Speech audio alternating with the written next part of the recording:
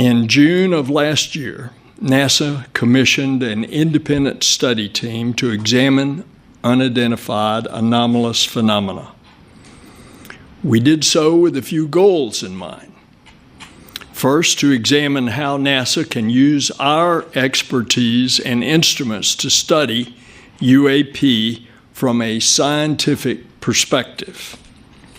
Second, shift the conversation about UAP from sensationalism to science, and to make sure that whatever we find or whatever we recommend, to make sure that information is shared transparently around the world. There's a global fascination with UAP. On my travels, one of the first questions I often get is about these sightings. And much of that fascination is due to the unknown nature of it. Think about it. Most UAP sightings result in very limited data. That makes it even more difficult to draw scientific conclusions about the nature of UAP. And so this independent study team brought together some of the world's leading scientists, data and artificial intelligence experts, aerospace safety specialists, all with a specific charge from me, which is to tell how to apply the full focus of science and data to UAP.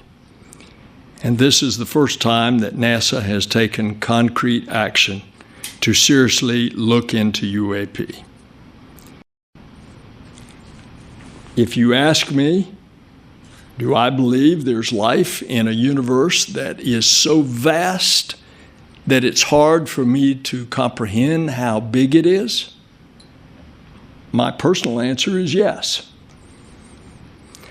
The NASA independent study team did not find any evidence that UAP have an extraterrestrial origin. But we don't know what these UAP are. That's why I'm announcing that NASA has appointed a NASA Director of UAP Research. They are being tasked with developing and overseeing the implementation of NASA's vision for UAP research. NASA is committed to immediately contributing to the federal government's unified UAP effort, and as you heard, we have appointed a director of UAP research. In their role, they will centralize communications, resources, and data analytical capabilities across the federal government to establish a robust database for the evaluation of any future data. Additionally, our Director of UAP Research will also leverage NASA's expertise in artificial intelligence, machine learning, and space-based observation tools that will support and enhance the broader government initiative into UAP. UAP are one of our planet's greatest mysteries, and it's really due to the limited number of high-quality data that surrounds such incidents and often renders them unidentifiable. While there are numerous eyewitness accounts and visuals associated with UAP, they're not consistent, they're not detailed, and they're not curated observations that can be used to make definitive scientific conclusions about the nature and the origin of UAP. Thank you very much. And is there a plan in place if it is determined that some of them represent or originate from a non-human intelligence to tell the public? Is there a plan, or? If we are what I said we intend to be, which is transparent, you bet your boots. We will say that.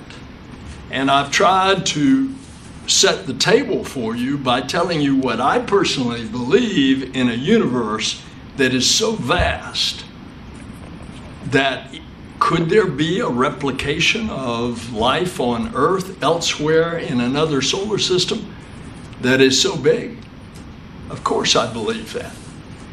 The distances it would have to be a very advanced civilization. The distances, you know, light years, hundreds of light years, billions of light years.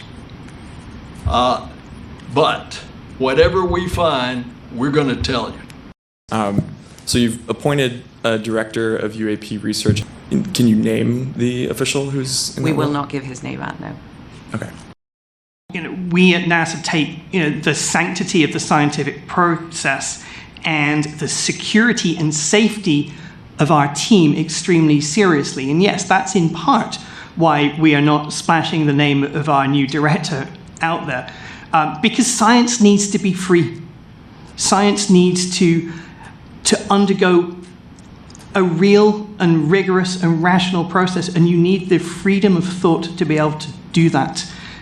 Some of the threats and the harassment have been beyond the pale, quite frankly, towards some of our panelists. And yes, it's important that science be free as part of that process.